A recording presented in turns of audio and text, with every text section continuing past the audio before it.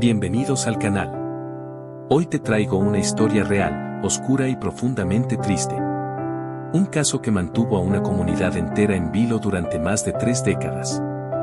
Esta es la historia de Jenna Fields, una adolescente que jamás llegó a casa una tarde cualquiera de 1984. Te invito a quedarte hasta el final, porque el desenlace de este caso te dejará sin palabras.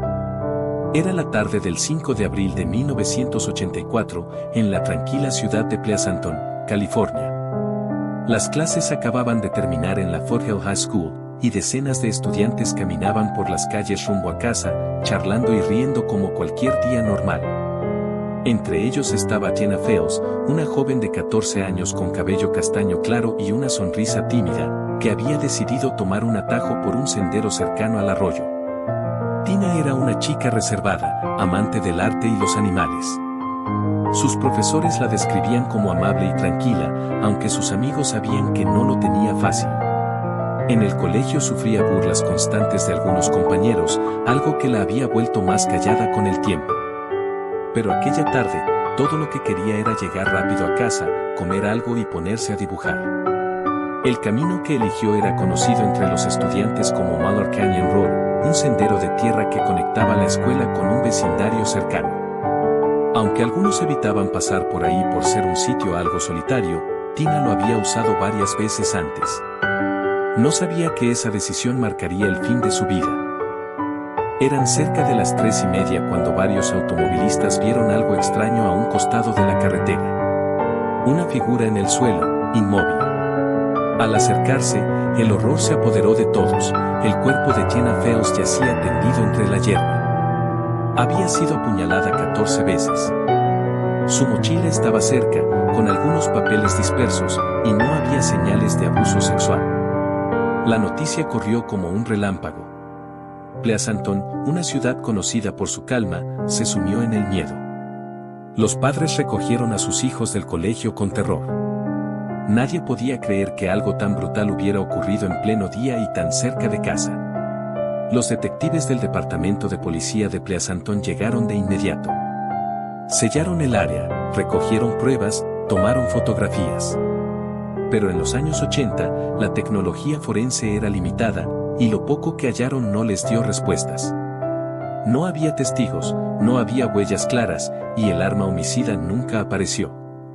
El asesinato de Tina se convirtió rápidamente en uno de los casos más perturbadores del estado. Los investigadores interrogaron a estudiantes, vecinos y profesores. Algunos mencionaron haber visto a un joven problemático del vecindario merodeando cerca del arroyo. Su nombre, Stephen Carlson.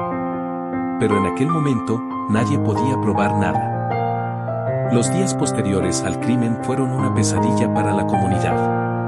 La escuela organizó vigilias, los medios invadieron el vecindario y la familia de Tina se sumió en el dolor. Su madre, Sharon, apenas podía hablar. «Solo quiero saber quién lo hizo», decía entre lágrimas. Los detectives siguieron todas las pistas posibles. Revisaron la mochila de Tina, sus cuadernos, sus amistades. Algunos rumores decían que había discutido con compañeros antes de salir. Otros afirmaban haber visto a un chico corriendo por el camino. Pero ninguna pista era concluyente. Entre los sospechosos estaba Stephen Carlson, un adolescente de 15 años, compañero de escuela de Tina. Era conocido por su comportamiento rebelde, fumaba marihuana, tenía problemas en casa y solía juntarse con otros jóvenes conflictivos.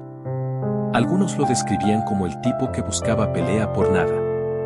Cuando la policía lo interrogó, Carlson dijo no saber nada.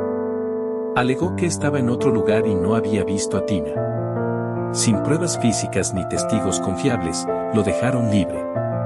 El caso comenzó a enfriarse. Pasaron los meses y luego los años.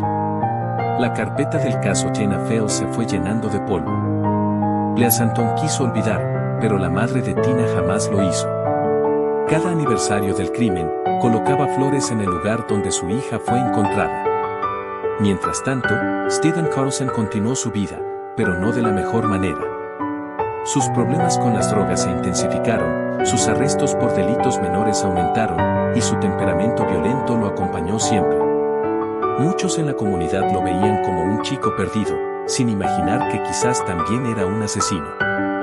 Los detectives, sin embargo, nunca cerraron el caso oficialmente. En los archivos figuraba como pendiente por falta de evidencia y esperaban que algún día, con mejores tecnologías, pudieran revisar las pruebas de nuevo. Ese día llegaría, casi 30 años después. En el año 2011, la detective Alma Sally, del Departamento de Policía de Pleasanton, revisaba casos antiguos sin resolver.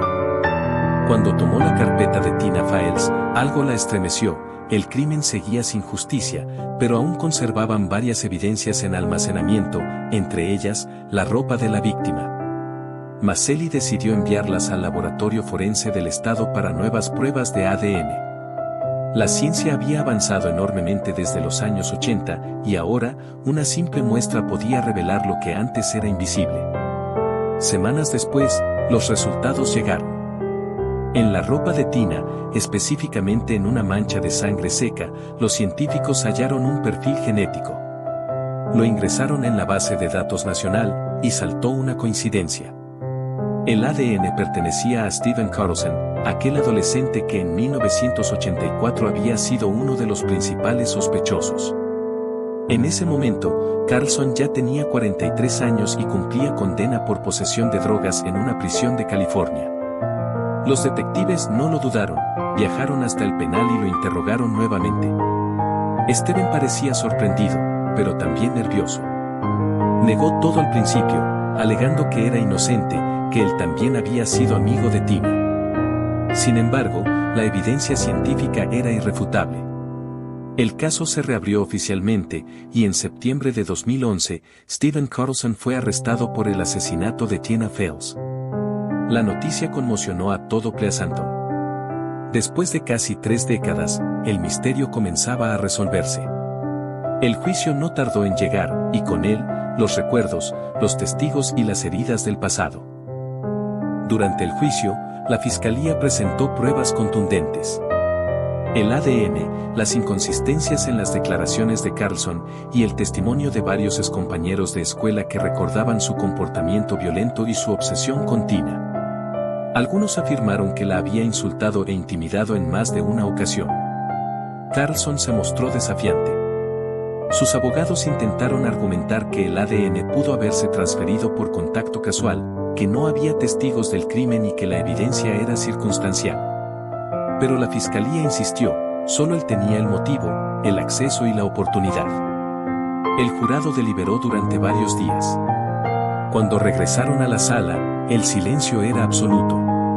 El veredicto fue claro, culpable de asesinato en segundo grado. Steven Carlson fue condenado a 26 años de prisión a cadena perpetua. La madre de Tina, presente en la audiencia, lloró en silencio. 30 años después, por fin escuchaba la palabra culpable asociada al nombre del asesino de su hija. Pero el dolor no desapareció. Nada me devolverá a mi niña, dijo a los medios, pero al menos sé que ahora ella descansa en paz. El caso de Tina Files se convirtió en un ejemplo de cómo la ciencia forense puede reabrir las heridas del pasado, pero también cerrar los círculos que parecían imposibles de resolver. Sin embargo, algunos detalles del crimen nunca quedaron del todo claros. ¿Por qué lo hizo? ¿Fue un ataque planificado o un arranque de ira? Carlson jamás explicó los motivos detrás de su acto. Años después de su condena, Steven Carlson concedió una breve entrevista desde prisión. Cuando el periodista le preguntó por qué había matado a Tina, él solo bajó la mirada y respondió: "No lo sé. Todo era ira. Estaba harto de todo. Ningún arrepentimiento. Ninguna empatía. Solo vacío". Algunos antiguos compañeros de escuela revelaron después que Carlson había sido víctima de abuso y negligencia en su infancia, lo que explicaba su conducta violenta. Pero nada justificaba la brutalidad del crimen. En Pleasanton, el lugar donde Tina fue encontrada se convirtió en un pequeño santuario. Los vecinos colocaron flores, cartas y dibujos en su memoria. Incluso, algunos años después, un grupo de exalumnos propuso renombrar parte del sendero como Tina's Trail, en honor a la joven que perdió la vida allí. Hoy, más de 40 años después del crimen, el nombre de Tina Files sigue resonando como símbolo de justicia tardía. Su caso nos recuerda que el tiempo puede enterrar las pruebas, pero no la verdad. Y así, mientras el sol se oculta sobre las colinas de Pleasanton, queda una reflexión que estremece: el mal puede esconderse en los rostros más comunes, en los compañeros de escuela, en los vecinos. A veces, la persona que camina junto a ti.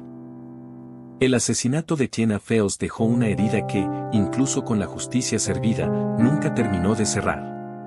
Aunque el culpable finalmente fue condenado, las secuelas del crimen permanecieron vivas en la memoria y el corazón de quienes la amaron. Después del crimen, Sharon Fales, la madre de Tina, quedó devastada. Había criado sola a su hija, y perderla de una forma tan violenta la sumió en una profunda depresión. Durante años evitó hablar con la prensa, no soportaba revivir los detalles. Sin embargo, nunca dejó de presionar a la policía para que el caso siguiera abierto. Fue ella quien acudía cada año al departamento de policía de Pleasanton, pidiendo actualizaciones, manteniendo viva la memoria de su hija cuando todos parecían haberla olvidado. Cuando en 2011 los detectives la llamaron para informarle que habían identificado al asesino, Sharon rompió en llanto. Después de 27 años de silencio, la verdad finalmente había salido a la luz. En una entrevista posterior, dijo: "No hay alivio total, porque nada me la devolverá. Pero al menos sé que no murió en vano. Ahora la justicia tiene nombre y rostro". Tras el juicio, Sharon se mudó lejos de Pleasanton. Se dice que vive discretamente en otra ciudad de California, evitando los medios y conservando solo las fotos y dibujos de su hija, que mantiene enmarcados en su sala. Cada año, el 5 de abril, coloca una vela y dice en voz baja: "Ya estás en paz, Tina". La escuela Fort Hill High, donde ambos estudiaron, cambió con los años, pero el recuerdo del crimen sigue presente. Los antiguos alumnos aún recuerdan la conmoción que se vivió aquel día. Algunos de ellos, ya adultos, participaron en un homenaje en 2014, al cumplirse 30 años del asesinato. Plantaron un árbol en el campus y colocaron una placa con su nombre, en memoria de Tina Fales, cuya luz aún brilla entre nosotros. Muchos de los antiguos compañeros confesaron haber sentido culpa, especialmente quienes presenciaron cómo Tina era acosada y no intervinieron. El caso impulsó en la escuela nuevas políticas contra el bullying y la violencia juvenil. Steven Carlson continúa cumpliendo su condena en una prisión estatal de California. Desde su encarcelamiento en 2011, ha intentado apelar su sentencia en varias ocasiones, alegando supuestos errores procesales, pero todas las apelaciones han sido rechazadas.